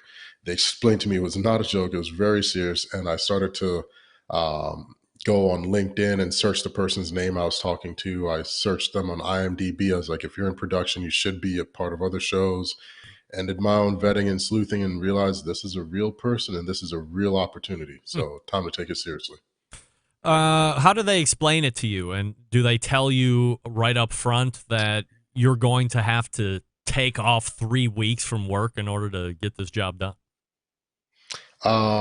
They don't let you know that bit of it up front. It's more of it was pitched to me as we're looking for the more communal aspect of barbecue. Think Great British Bake Off or Great British Baking Show, which I hadn't seen at that point. And I decided to go out and check it out. And I liked it because if it was something barbecue focused, but with that mindset, I was all for it. I was getting tired of seeing the same, you've got 8 hours, cook this, blah, blah, blah. I'm not picking 3 pounds of parsley to turn in 4 ribs. That's not what I want to be a part of. Were you hoping that once you started, or once I'm not a huge TV guy, so as I was telling Sylvie last week, I was really anticipating seeing one show, not 8 episodes, just like one thing, and then it was just going to like go off into obscurity, never to be seen again, because that's how now I have been conditioned to watch barbecue television. And I'm not a huge this style of television show guy anyway. So there were 8 episodes, so that ruined my whole last weekend because I had to make sure that I was on top of everything. So as everything starts to lay out, the all 8 drop, people are taking it in. Do you hope at some point that as people are starting to watch that you are going to start to see a big bump in business, or maybe there's going to be some more phone calls coming in for you? Or what was your expectation of people are now going to start watching this, and what does Rasheed think is going to happen next? Honestly, I'm not going to lie to you. I didn't think much would change. because it was such a niche show and everyone was used to X and we were doing Y. I was like, I don't really know if people are going to dig this as much. We're not household names, where you want to go check it out. So I didn't think it would be as successful as it has been. As far as business changing, I have a lot more inquiries for weddings, for catering opportunities, things of that nature. But I'm just still the same guy I was last Thursday. It's just the world sort of knows that I take a different approach to barbecue now. Sylvie mentioned last week that this show was shot last year pre-COVID. Was this the worst time to be on this kind of a show, given the fact that a lot of personal appearance type projects aren't really happening? I wouldn't say it was the worst time. I can say it is the most inopportune time for it to have released. Definitely for it to have released. It could have been at the height of it all during the lockdowns where you couldn't go anywhere, curfews and things. That would have been the worst. I definitely do believe it releasing at this time has restricted a lot of opportunities for myself and the other contestants because all the competitions have been canceled. We're not able to go out and meet the crowds and mingle and, shake hands and share recipes and experiences. A lot of that has been taken away from us for this whole experience.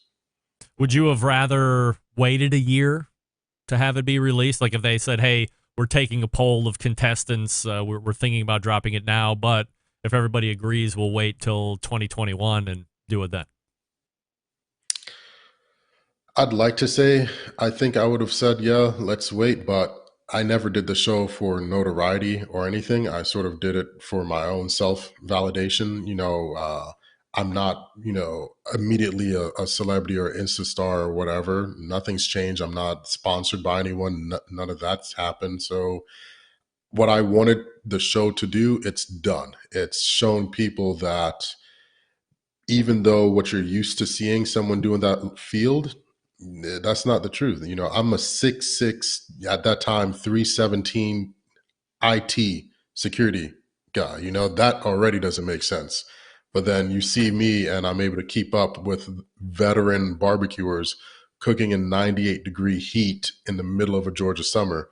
That too doesn't make sense. So you have to get inspired by one aspect of that story. Overall, how do you rate the experience being on the show? All things considered. Oh, freaking amazing. Best life experience. I've made friends for life. I've had experiences I would never have otherwise had. In your opinion, excluding yourself, who was the best cook amongst the rest of the contestants? Oh, Miss Sylvie, hands down. Yes, of course. Hands down. Of course. She's incredible. Without question. Are these people you're going to be keeping in touch with regularly, do you think? I mean, as time goes by, will you eventually lose touch with some on purpose or just by accident? I don't know. I've stayed in touch with everyone since the show ended, actually. Ash and I, we talk, basically every day. Georgia and I talk weekly. Boat Ride and I talk weekly because we're both keeping each other accountable for fitness. I was just chatting with Miss Sylvie yesterday. So no, I pretty much keep in touch with everyone. When you, or what kind of feedback are you getting? What are people telling you? I'm getting a lot of, it was really inspirational to see. It was a lot of, we think you got robbed and I tell her lose. It was a good time overall. A lot of, they love my approach to barbecue. They would have never thought to do some of the things I did.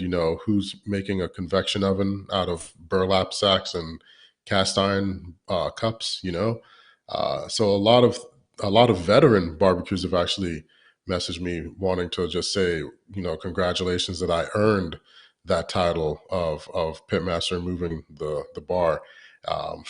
Ash actually went to a competition this weekend and he said that they have a category called the Rasheed style, which just completely blew me away. Wow. I was like, are you serious? He's like, yeah, it's like a mojo and jerk chicken genre that everyone was doing. And he's like, you've got your own style. You're changing barbecue. And that was pretty amazing.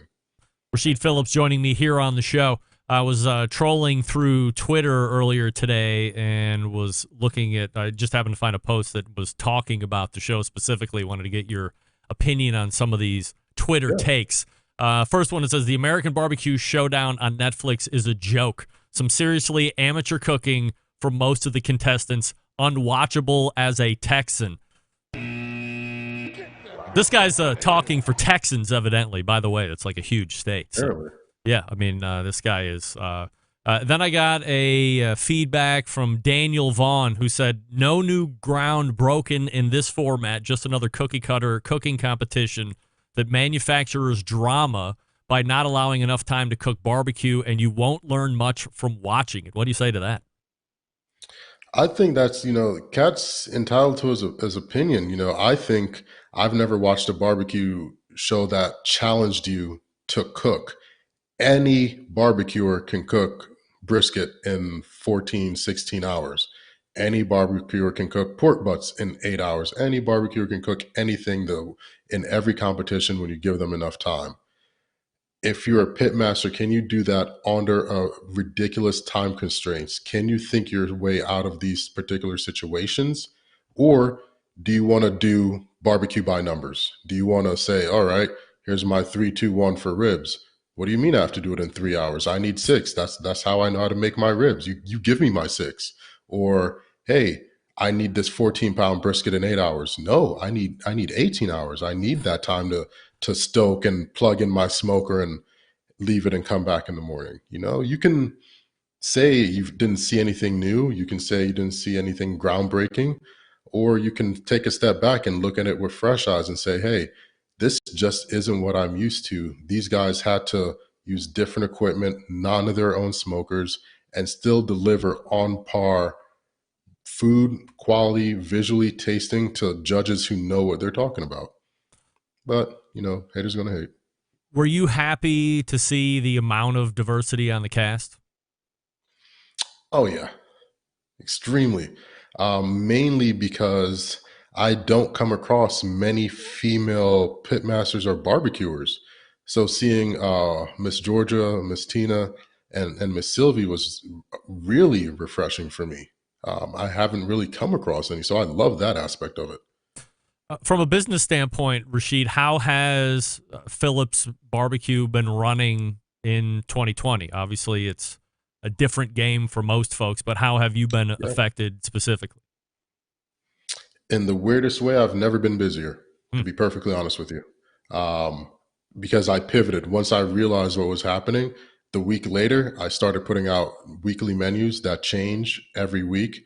And as part of that initiative, we took a percentage and we would feed various fire stations, firehouses, police stations. We've actually been able to feed a couple of hospitals up here in North Georgia too. But the community's gotten behind me and things have gone really well. How far will you go if someone calls you and says, hey, Rasheed, I want you to come up here to the Adirondack Mountains in upstate New York and do some kind of a thing? I mean, like, are you open to talking, or would you rather stay, within a local or regional area of where you're at? If they're buying the ticket, I'm flying and smoking. That's it. All right. I'll cook anywhere. Wherever there's hungry people, I'll cook it. How does someone get a hold of you to try and book you? They can reach me on Phillips Barbecue Co. on any social media platform, or email me at info@phillipsbarbecueco.com. I've been responding to everyone. Do you think that there will be a season 2? Purely speculation, of course. Nobody knows. But what do you think? I think so. I think Netflix is really honing in on this. As far as they're developing their own creative niche. Like I said, you go to barbecue, look for barbecue shows. They are all literally cookie cutter, just have different titles. Pitmasters, blah, blah, blah, blah, blah, blah, blah. Same thing. This is challenging. And I hope there's a season 2 because I want to watch it. I was on the other end. I know the crazy madness you have to go through. I can only see how they turn it up for the next season. Rasheed, can we agree that those two hosts were totally worthless? I mean, what the hell did they even do? The dude and the girl? I mean, who cares? Well, that was my first time meeting Lyric, but what does she even do? I don't even know her. What does she do? I think she's a comedian. But I love Rut. Rut's the buddy, man. I was always a fan of Rut, so it was great to see him. And he loves barbecue, he loves cars, so I like his little humor. His humor didn't come through as much on camera, but he was cracking jokes all throughout filming, and it was just livening up the mood. So I definitely enjoyed having him there. I wish they showcased it. Were they? So these were both comedians as hosts then? Well, Rut is, all NASCAR cars. He's done some food stuff as well. He's got Hyperdrive on Netflix. Floor's Lava. I call him the hardest working man on Netflix because he's got like so many shows on there.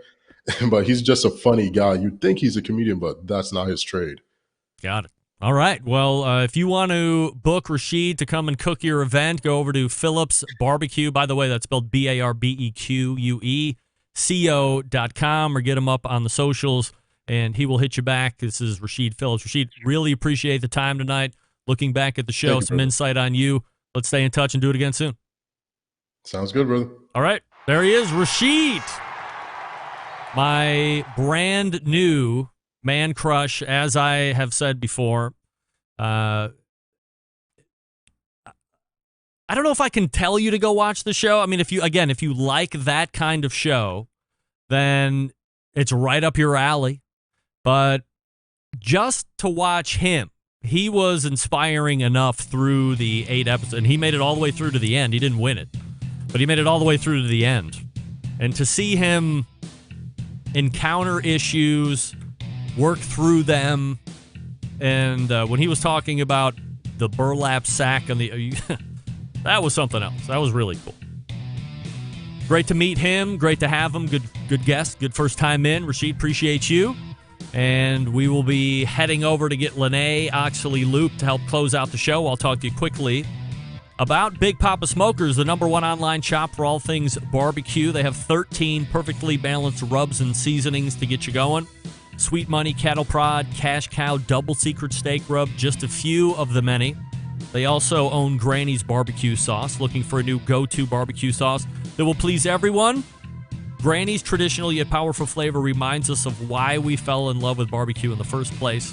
If you need a grill, check out the Mac 2-Star General Pellet Cooker. Big Papa's the exclusive Mac dealer, even offering special packages. If you're not a fan of pellet cookers, try the Old Hickory Ace BP. It's the only charcoal smoker that Big Papa trusts on his competition trailer. It's clear that Big Papa's is the place to go for all things barbecue. Give them a call if you have any questions. 877-828-0727. That's 877-828-0727. Or shop the website bigpapasmokers.com. That's BIGPOPPA smokers.com. We are back with Lene Oxley-Loop right after this. Stick around. We'll be right back.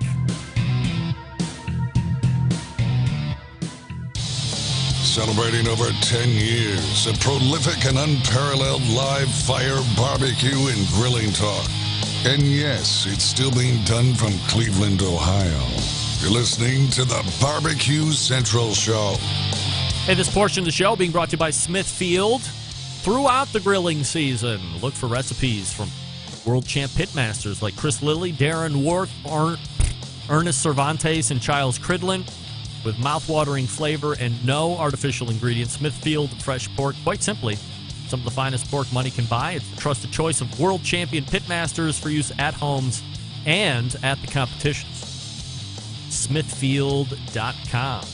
All right, helping me close it out tonight, a very accomplished competition barbecue cook, also running a successful barbecue catering company, appeared on television a number of times, selling successful line of barbecue rubs and sauces, adding 2020 Barbecue Central Show guest Hall of Fame inductee to the achievements list as well. We race to the hotline and welcome back friend of the show, Lene Oxley-Loop. Hey, Lene.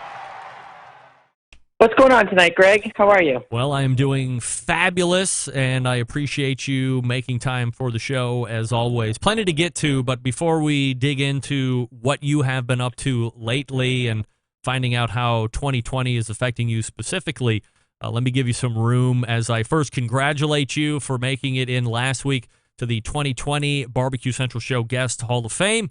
And if you have any type of acceptance speech or key words that you would like to say, I am certainly allowing you to have the floor at this moment. Well, I appreciate that. Well, first of all, I'm blown away. This is a tremendous honor. I think future interviews, you're going to have to go through all my agents that have just been calling me left and right. Yes. But let's represent Lene. Here we go. No, it was kind of funny. I was actually with some friends last week, and my phone just started blowing up, and I was like, "What the heck's going on here?" And so I kind of got the show before I went to bed, sort of in a post production, which was vital fun. So I appreciate you guys strong arming Doug into adding me to his vote. So it would be unanimous, and I appreciate that. You guys are a lot of fun. Yeah, no doubt about it, and we appreciate you being a great guest. I mean, look, first and foremost, in order to be in the Guest Hall of Fame, you have had to have been a guest at least once here on the show, and then you had to have brought something appealing and Hall of Fame worthy, and you've had a number of appearances here on the show.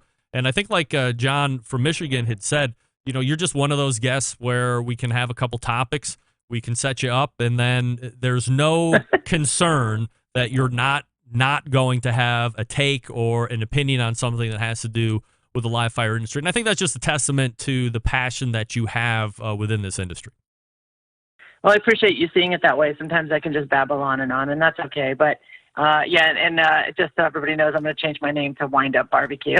Yes, right. Wind Up Barbecue. That's right. Start the hashtag. We'll be taking over Twitter tonight. Exactly, and that's a John Solberg a name for me. But no, I do share a lot of passion for barbecue and what I'm doing. I have a lot of information to share. I just wrapped up a barbecue class this past weekend, and it wasn't a whole lot of people. We're keeping the classes kind of small so people have room to spread out and they feel safe. But I still love to teach barbecue and spread my love of barbecue and some skill that I've honed over the years. And the reason why I like to do this is just to inspire people, and it's great to have a class of, 12, 15 people show up, and I'm cooking for these guys. I'm showing them some really cool things. I'm seeing a lot of wide eyes and getting some people that are very, very interested.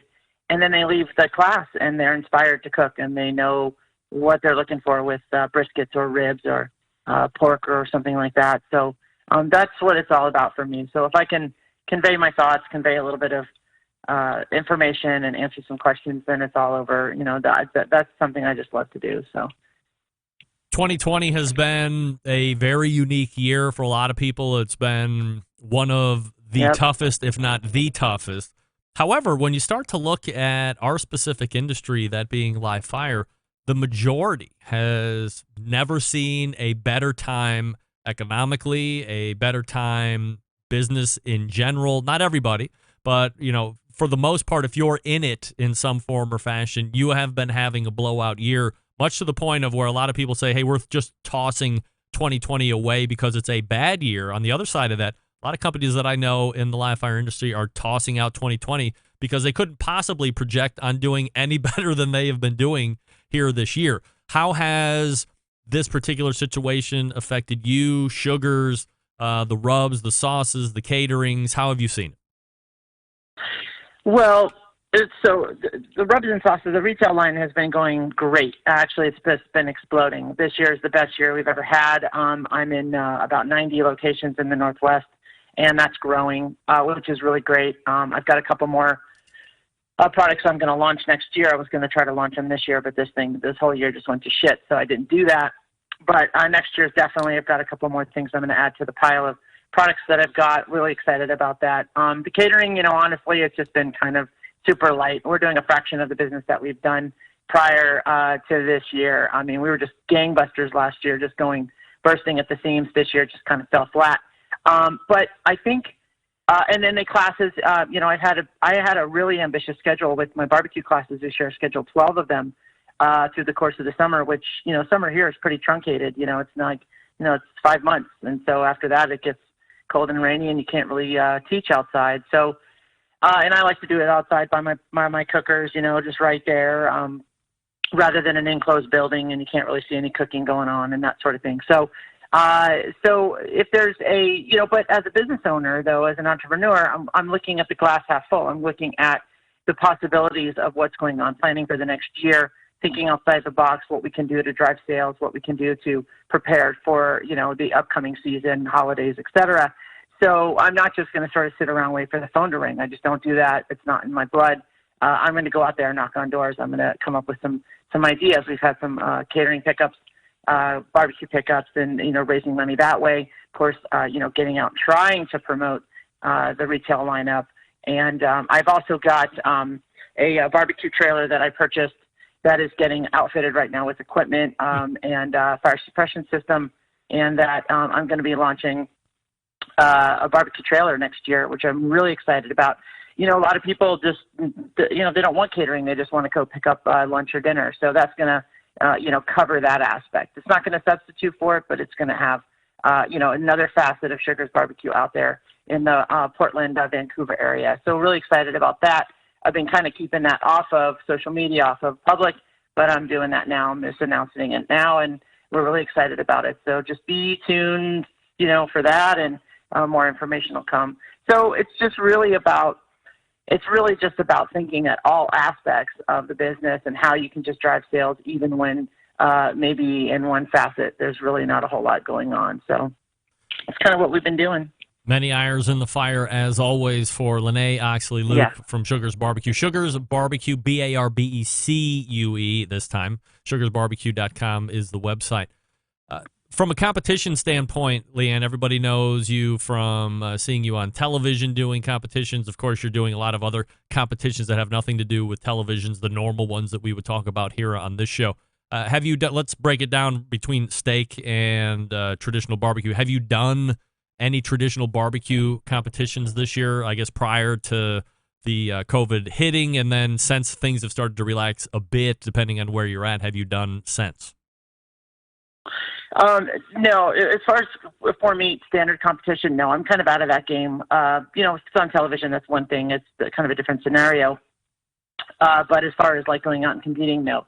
One of the aspects of having a kind of a light year business-wise is it's allowed us to have a little bit of time to kind of go out and play and do some promotions for the business in another capacity, and that's doing some steak, cooking some steak, and something I've always wanted to do for the past couple of years, and is kind of join up with SCA and kind of cook a steak.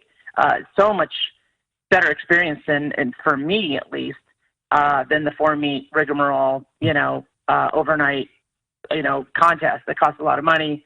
And it's just, devote the entire weekend. Steak comes in and it's great. It's a one-day event and expensive. They give you the meat. You just, take your grill out there, burn a steak, turn it in and hope for the best. And it's been fun. So, I get the flavor and the taste and the excitement of competition, without all the, the entire, weekend devoted to it and the expense of it. And I still get to promote Sugar. So it's win-win-win as far as I'm concerned. So I'm full bore into SCA at this point and, preaching the gospel of SCA. I think it's a great organization.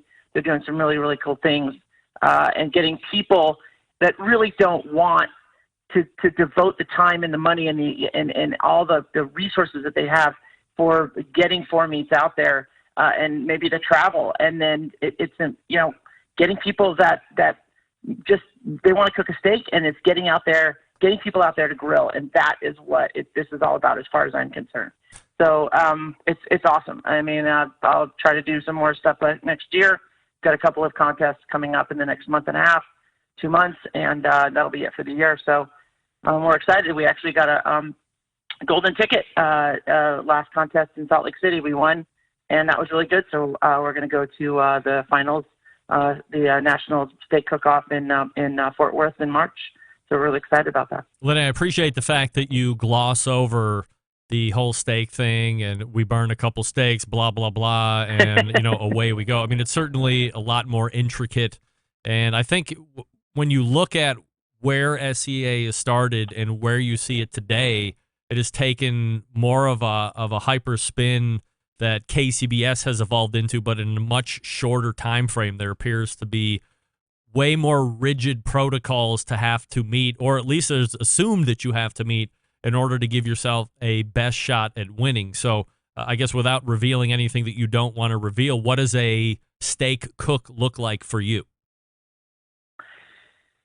Well, Well, first of all, it's like barbecue. It's just evolutionary, right? So you're trying to figure something out, trying to sort of crack a code with what you're cooking on, how the temperatures you're cooking to, how to pick a good steak, if there's marination involved, X amount of rubs, 2 rubs, 3 rubs, 4 rubs, a finish rub of butter, a finishing dust. I mean, there's all kinds of layered intricacies of steak. And other people are just putting salt and pepper on a steak and they're turning it in, So, I mean, but I'm taking some of the intensity and some of the science and careful attention that I did with 4 meats, and I'm putting it into steak without trying to overthink it. I mean, at the end of the day, it's still a steak, and so you got to be able to cook it correctly. You got to be able to make it tender, and you got to be able to feed a judge and have them hopefully like your product. So I mean, we marinate the steak for a while, and then we use about 4 seasoning layered type application, and then a butter. And we're cooking. My cooker right now is the Rectec Bullseye that I brought out. It's a pellet fired sort of kettle from Rectec, and it is an amazing cooker. And that thing gets just like red hot. Put the grill grates on there, and you can sear a steak easy. And the proof is in the pudding. I mean, we used it in Salt Lake City, and we won the damn thing. So, I mean, it's a great cooker. But I mean, you could cook on anything, right? You cook on cast iron. You can cook on a chimney. You can cook on pellets. You can cook on your PK or your hasty bake or whatever you're cooking on. It's open. It's wide open, which is what I really like about it. Have you heard anything about that final event in Dallas? Is that proceeding as planned at this point, or have they started to make any kind of a preemptive plan where if these things aren't met, then we're going to have to postpone or cancel it at this point? Yeah, I'm certainly not in any circle in that respect. I mean, I'm just sort of waiting for information. And we booked a hotel in Fort Worth. It's just a sort of reservation. We can cancel it if we want for that weekend. So I think it's the middle of March next year. And I'm just crossing my fingers that everything will, go forward. I mean, no one wants to, put anyone's health in jeopardy. So, I mean, they're going to make the best decision that they can make given the situation. And who knows what it's going to be in March of next year. I mean, God knows what's going to happen. But yeah, we're hoping to go, man. I mean, we're going to hop in, we're going to load the truck and gas it up and head to Fort Worth. And it's going to be a fun little road trip for me and Stu, my pit partner. And, we're just going to go down there, try to cook some steaks and win the damn thing. I mean, if we could win here, we could win there. And that's the cool thing about steak. So any given Sunday, I mean, any given Saturday. So hopefully it's going to go. We'll see you closer in when we get there. But I don't know anything that's going on in terms of any decision made at this point in time. And I think they're just kind of waiting, I think, is what my gut feeling says. And you would cook the same steak that you cooked in Utah to get you that ticket down in Fort Worth? Absolutely. Yep. Yes. So, this is a program, so the Utah win was our 3rd at bat for SEA. So the first one we were in Utah, finished middle of the pack out of like 40 teams. They liked our flavors, but we needed to dial in some other aspects of the steak. The second contest, we did a doubleheader. We hit 3rd place on both steaks.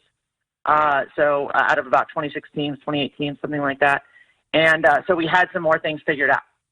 And again, it's about cracking the code. It's about figuring out like the fine-tuning aspects of what you need to do. Make it look better, make it, pick a better steak, make it tender, et cetera.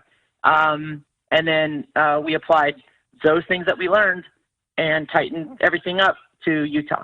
And so I see no reason to change our program at all. We're just going to, it's like when you when you get to the call to go to the Jack, people are like trying to overthink, well, what do they like? Do they like a little heater, a little hotter, a little sweeter, whatever? And everyone says this exact same thing. Cook with what got you there. And so that's what we're going to do at the steak cook-off, the National Steak Cook-Off, SEA. So we're just going to cook with what got us there. Lenny, last question before I let you go, and I appreciate the time. Are you watching any of the barbecue television on Netflix, whether it be the American Barbecue Showdown or the Chef's Table Barbecue Edition? The Chef's Table, absolutely. I'm a huge fan of that series in general. I've watched almost all of it. Yep. As a chef myself, it's really great, and I really especially love the barbecue aspect. I mean, one of my goals in my life is to meet Tootsie I would love to meet her. But I haven't watched any of the shows. They're sort of on deck on my Netflix queue, but I haven't watched any of those. I don't really watch a whole lot of television, to be honest. I kind of keep very busy and away from the couch, so to speak. I'm kind of active that way. But, as soon as it starts raining around here, I'll start watching more shows. I have been motivated to want to go to meet Tootsie as well, but as I combed through those, and I'll be interested to when you actually get to those, if you get to those, I'll be interested to see what you think of Lennox Hasty, because out of all of the four that were dedicated, I really liked the Mayan, the lady that was like of Mayan descent and doing the hand-floured tortillas. That was a really cool story. Oh, she was amazing. Yeah, Rodney Absolutely Scott, amazing. obviously. I'm a little bit more familiar with him. We're actually working to get him on the show here over the next few weeks. And then, Tootsie was the first one I watched, but this guy in Australia that is cooking with only fire, and there's no electricity in the restaurant, and hearing the backstory of this guy, completely, it was like a revelation of somebody that said, there's a lot of people that say they cook with live fire, but this guy is cooking everything with live fire. So when you watch that one, I'll certainly be anxious for your take on what you think of this Lennox Hasty guy, and we'll take it from there. Leanne, always appreciate you coming on the show and the candor. We congratulate you for being inducted into the 2020 Barbecue Central Show Guest Hall of Fame, and we will wait and see how the rest of this year pans out. Then hopefully at some point in March, we're talking about how you just took down the SCA National World Championship of Steak. Well, that's the goal, man. I appreciate it. And I appreciate you and Rusty and John and Doug and everybody there. And so you guys, and Greg, man, you do a great job. I always love listening to your show. You work really hard at it. It really shows. And it's pretty cool, man. Just keep rocking it. All right. Thanks, Lene. There she is, Lene Oxley Loop from Sugar's Barbecue. Don't thank everybody else, Lene. Who's Rusty? All the way back in the first hour, we spoke with Rod Gray. You recall him, right? From Pellet Envy. One of the most successful cookers back when he was really doing it. Now overcoming a prostate cancer battle that he had. He said it's been a year since 2019 when he finished up. 2018 before that when he was diagnosed. But looking no worse for the wear, to be honest. Looking good. But not saying that he'll be getting back out onto the competition scene come next year. So we'll wait and see. We all know Rod's kind of a competitive guy, so we'll see what he actually does. Then we also talked with Lendell Scranton from Tailgate Guys Barbecue Show and the issues he's been having with his turn-ins at the competitions he's been doing. Also learned about his show and why he got into it with his partner Steve Kaler. Second hour, Rasheed Phillips from Phillips Barbecue Co., phillipsbarbecueco.com, and that's a Q-U-E at the end. Talking about the new show, American Barbecue Showdown. And closing it out, Lene Oxley Loop, the wind-up barbecue guest. She's got a golden ticket. We'll see if that plays out. San Antonio Livestock and Barbecue Contest has been canceled, by the way. Believe that. Credit to Doug Scheiding for sending that in a little bit earlier. Just mixing that in, just remember.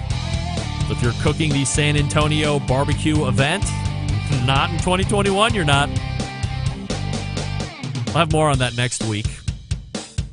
Big show planned for you as we start the month of October. September 11th, 2001. I will never forget. Until next Tuesday at 9 p.m. Eastern. This is your program host and proud U.S. American, Greg Rempe. Good night now.